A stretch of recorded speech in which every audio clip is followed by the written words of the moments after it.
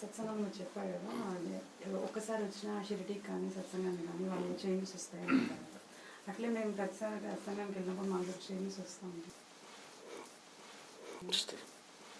అంటే ఆ చేంజెస్ ఇట్టా ఉండదు, అది షిరిడీకి వచ్చినట్టు చేంజెస్ కాదు. కానీ ఈ చేంజెస్ని మనం బేరీ చేసుకున్న దానికి ఇందాక విచక్షణ అని చెప్పానే, డిస్క్రిమినేషన్ అని చెప్పాను, అది పెంచుకునేందుకు ఉపయోగపడుతుంది. అందుకని ప్రతిదాన్ని ఒక పర్పస్ఫుల్గా పోయి చేయండి, రొటీన్గా చేయదు.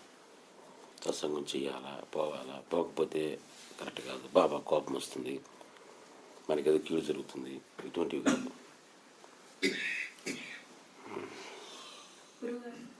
ఒక్కసారి అని చెప్పిన each and every event moment మా బావతో ఉండాలి అని చెప్తా ఉంటారు కదా. అంటే ఇవన్నీ ఎఫర్ట్ ఉండాలి కదా, ఇంకా కంప్లీట్ అంటే ఒక్కసారి అది ఊరికి ఒక్కసారిగా రాదమ్మా, మతిగా చేస్తూ పోవాలి,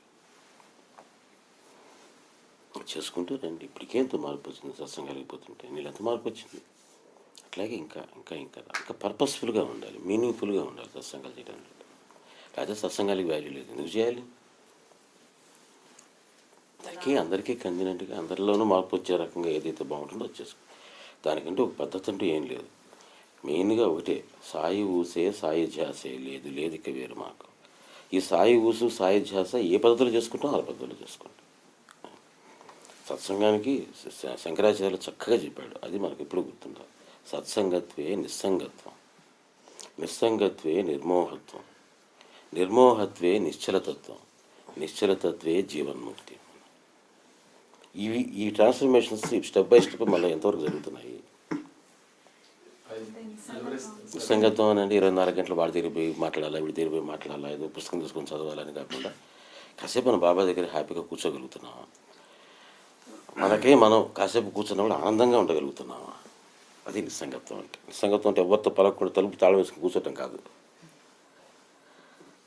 సంఘం, company, no need for company. Company is there, it's good. We'll do satsang. If the satsang is not there, we're happy. Company should never be a need. అది నిస్సంగత్వం అంటే. ఆ నిస్సంగత్వం వచ్చినప్పుడు ఇందాక నేను చెప్పాను pulls, emotions, these emotions will be integrated. That is నిర్మోహత్వం. When the nirmohatvam comes, then this standard dynamic and static aspects which I was explaining now, that nischala tattva, that standard conviction, that will come, that will arise. And from there, our final goal.